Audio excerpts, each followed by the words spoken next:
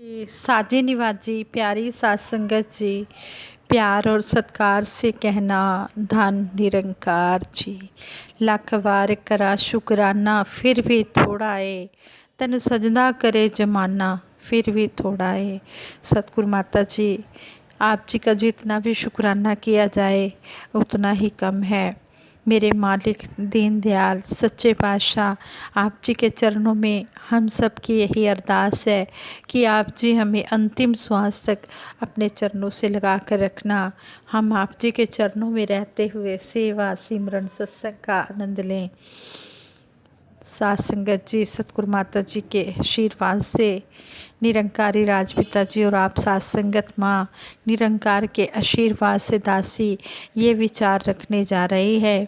इन विचारों द्वारा हमें यही समझाया गया है, जिस तरह संपूर्ण अवतार बानी में शहंशाह बाबा अवतार सिंह जी महाराज हमें इस शब्द द्वारा समझाते हैं। सबर सिदकता चोला हुए, तेरा एक सहारा रहे, साधु रह के दुनिया अंदर वांग कमल दे न्यारा रहे, तेरे अंदर खावे पीवे तेरे अंदर डेरा रहे, गंगा वांगो निर्मल होवे, ना तेरा ना मेरा रहे, ना हिंदू ना मुस्लिम जाने, भेद न सिख ईसाई दा, ਉੱਚਾ ਹੋ ਕੇ ਨੀਵਾਂ ਸਮਝੇ, ਮਾਣ ਨਹੀਂ ਦਾਨਾਈ ਦਾ, ਸਬਰ ਸ਼ਾਂਤੀ ਤੇ ਸਮਦ੍ਰਿਸ਼ਟੀ संत जना ਦਾ कहना है, संत जना ਦਾ ਵੱਡਾ जेवर भाने अंदर रहना है। यहाँ पर शहंशाह जी समझा रहे हैं कि जो सतगुरु निरंकार के भाने में रहता है उसके लिए वही सबसे बड़ा जेवर होता है। ऐसे ही दासी एक सच्ची घटना आप जी के चरणों में रखने जा रही है। ये घटना है, इस महापुरुष का नाम है आदरणीय महात्मा श्री देशराज जी।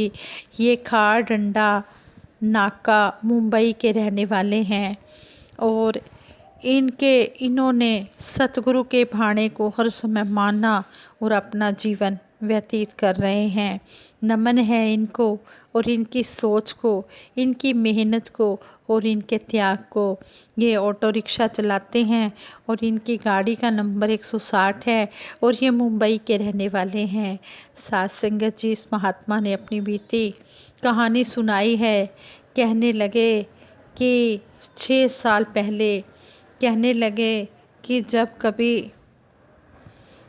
कभी हालात बुरे हों तो हमें कभी भी निराश नहीं होना चाहिए।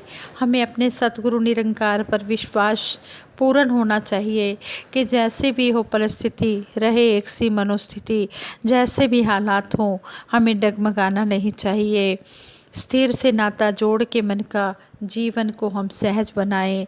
हम अपने जीवन को स्थिर निरंकार के साथ नाता जोड़कर हम आधार इसका लेते हुए उसमें हम रहते हुए अपना जीवन यापन करें। कभी भी हम घबराएं नहीं, कभी भी हम परेशान ना हों। जिसको इस निरंकार का सहारा मिल जाता है फिर उसको किसी और सहारे की ज़रूरत ही नहीं रहती। कहते हैं निरंकार का ले आधार जीवन हो गुरुमत के अनुसार। जब इस निरंकार का आधार लिया जाता है तो फिर जीवन गुरु की मत के अनुसार चलता चला जाता है। ये महात्मा बता रहे थे, कहते हैं कि 6 साल पहले मेरा सबसे बड़ा बेटा घर से गायब हो गया। वह हमेशा की तरह काम पर निकला लेकिन घर वापस नहीं लौटा। 1 सप्ताह के बाद लोगों को उसकी लाश एक ऑटो में मिली। वो सिर्फ 40 साल का था। उसके साथ मेरा एक हिस्सा मर गया, लेकिन जिम्मेदारियों के बोझ ने मुझे सही से दुख मनाने का समय भी नहीं दिया। अगले ही दिन मैं रोड पर था, अपना ऑटो चला रहा था। मेरी बहू और उनके 4 बच्चों की जिम्मेदारी ने मुझे जिंदा रखा। दाह संस्कार के बाद मेरी पोती जो 9th क्लास में थी उसने पूछा, दादाजी क्या अब मेरा स्कूल छूट जाएगा? मैंने अपनी सारी हिम्मत जुटाई और उससे कहा, कभी नहीं बेटा, तुम जितना चाहो उतनी पढ़ाई करना, तुम्हारा स्कूल नहीं छूटेगा। ये सतगुरु निरंकार मेरे साथ है, ये मुझे हिम्मत देगा। मैं ज़्यादा से ज़्यादा सतगुरु के कहे अनुसार चलते हुए मेहनत करूँगा और तुम्हें ज़्यादा से ज़्यादा पढ़ाने की हिम्मत मेरा सतगुरु दातार देगा। कि वो ये कहने लगे कि मैं पहले से ज़्यादा समय तक ऑटो चलाने लगा। मैं सुबह 6 बजे घर से ऑटो चलाने के लिए निकलता और आधी रात तक अपना ऑटो चलाता। इतना करने के बाद भी मैं हर महीने बस 10,000 रुपये कमा पाता। उनके स्कूल की फ़ीस और स्टेशनरी पर, बच्चों के स्कूल की फ़ीस और स्टेशनरी पर 6,000 रुपये खर्च करने के बाद मुझे 7 लोगों के परिवार को खिलाने के लिए मुश्किल से 4,000 ही बचते। अधिकांश दिनों में हमारे पास खाने के लिए मुश्किल से ही कुछ होता है। एक बार जब मेरी पत्नी बीमार हो गई तो मुझे उसकी मेडिसिन खरीदने के लिए घर घर जाकर मुझे पैसा मांगना पड़ा। लेकिन पिछले साल जब मेरी पोती ने मुझे बताया कि उसकी +2 बोर्ड में 80% आए हैं, यानी कि +2 में उसके 80% मार्क्स आए हैं, तो मुझे लगा मैं अपना ऑटो आसमान में उड़ा रहा हूँ। मैंने अपने सभी कस्टमर को फ्री में सवारी दी। और अपनी मेरी पोती ने मुझसे कहा, दादाजी मैं दिल्ली में बीएड का कोर्स करना चाहती हूँ। उसे दूसरे शहर में पढ़ाना मेरी औकात से बाहर था, लेकिन मुझे किसी भी कीमत पर उसके सपने पूरे करने थे। इसलिए मैंने अपना घर बेच दिया और उसकी फ़ीस चुकाई। फिर मैंने अपनी पत्नी, बहू और दूसरे पोतों को हमारे गांव में अपने रिश्तेदारों के घर भेज दिया और मैं मुंबई में बिना छत के रहने लगा। अब 1 साल हो गया है और सही कहूँ तो मुझे अपनी ज़िंदगी से कोई शिकायत नहीं है। अब ऑटो ही मेरा घर है। मैं अपने ऑटो में ही खाता हूँ, पीता हूँ, सोता हूँ, दिन भर लोगों को उनकी मंजिल तक ले जाता हूँ। बस कभी कभी दिन भर ऑटो चलाते हुए पैरों में दर्द होता है, लेकिन जब मेरी पोती फ़ोन करके कहती है कि मैं अपनी क्लास में फर्स्ट आई हूँ तो मेरा सारा दर्द गायब हो जाता है। मुझे उस दिन का बेसब्री से इंतज़ार है कि मेरी पोती टीचर बन जाए और मैं उसे गले लगाकर बोल सकूं, मुझे उस पर कितना गर्व है। वो हमारे परिवार की पहली ग्रेजुएट होने जा रही है।